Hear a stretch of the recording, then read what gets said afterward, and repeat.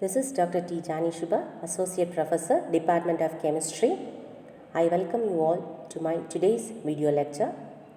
Today's topic is value education in the context of environment, and this comes under the title Human Population and Environment for the course GE 8291 Environmental Science and Engineering. So, upon completing this topic, you will be able to understand the importance of imparting value education in the context of our environment. So, let us recall what are values. When we think over, we can remember that the values deal with one's own principles and standards from which we judge what is right and what is wrong behavior. And this value education has been imparted to us as moral education in the form of moral stories by our teachers. Now, we have to transform these values into value-based education, which play a vital role in safeguarding our environment. So now, let us go into the value education in the context of our environment. This value education in the context of our environment is expected to bring about a new sustainable way of life.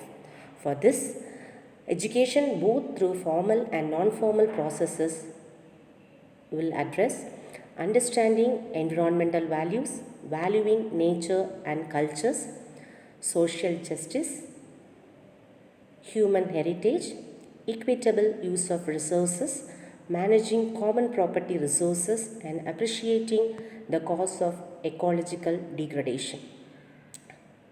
So now let us look into each one of them in detail. First one is imparting environmental values. Environmental values are inherent in feelings that bring about a sensitivity for preserving nature as a whole. Each action by an individual must be linked to its environmental consequences in his or her mind so that a value is created that leads to strengthening pro-environmental behavior and preventing anti-environmental actions. Environmental values must also stress on the importance of preserving ancient structures. As environmentally conscious individuals, we need to develop a sense of values that are linked with a better and more sustainable way of life for all people. Next is the value of nature and cultures.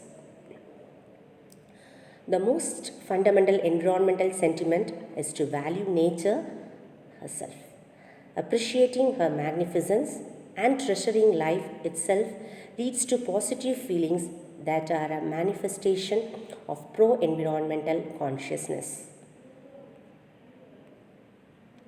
And when we look into the value of culture, every culture has a right to exist. When we think about the culture, the tribal people come into mind. Tribal people are frequently most closely linked with nature, and we have no right to force on them our own modern way of life. The dilemma is how to provide them with modern healthcare and education that gives them an opportunity to achieve a better economic social status without disrupting their culture and way of life. This will happen only if we value their culture and respect their way of life. Next comes the social justice. It is the duty of those who are better off to protect the rights of the poor who do not have the means to fight for their rights. The developing world would face a crisis earlier than developed countries unless the rights of the poor people that are fundamental to life are protected. And next comes the valuing of human heritage.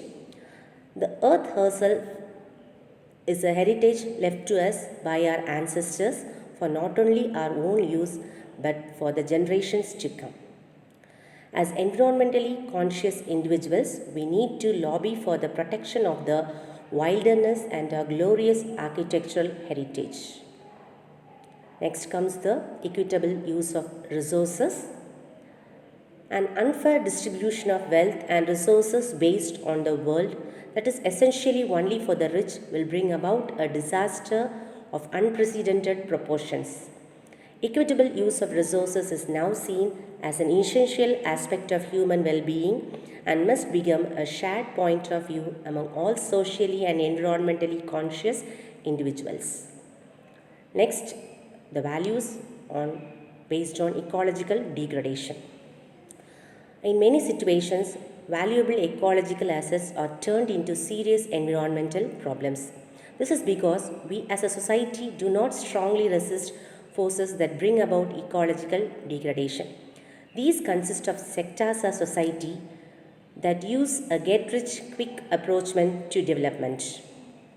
For example, the change in land use from natural ecosystems to more intensive utilization, such as turning forests into monoculture forestry plantations or tea and coffee estates, or marginal lands into intensive agriculture patterns, such as sugarcane fields, or change into urban or industrial land carries an ecological price.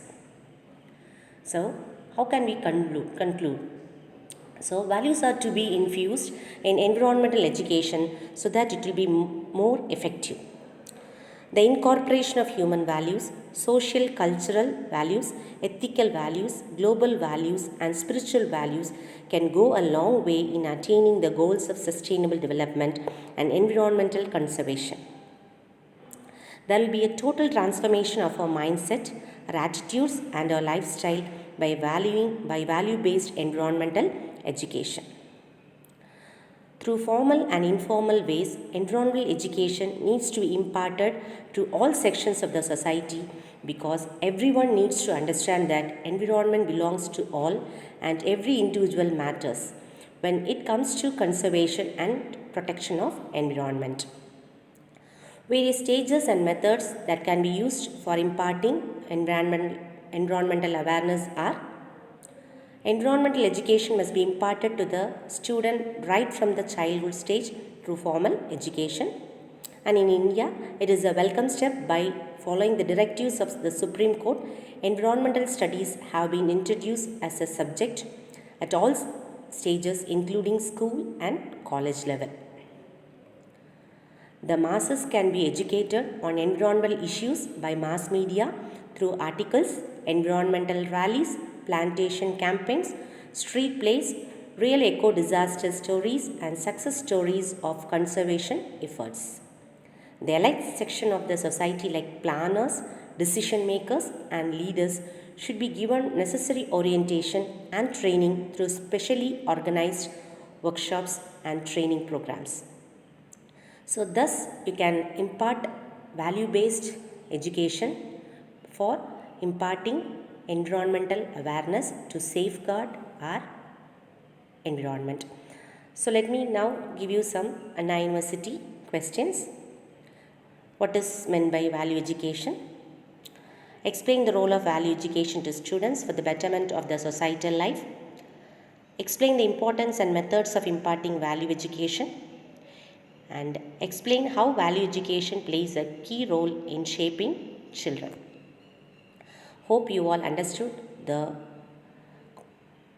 content of value-based education related to our environment, and let us all hand over a safe and healthy environment to our future coming generation.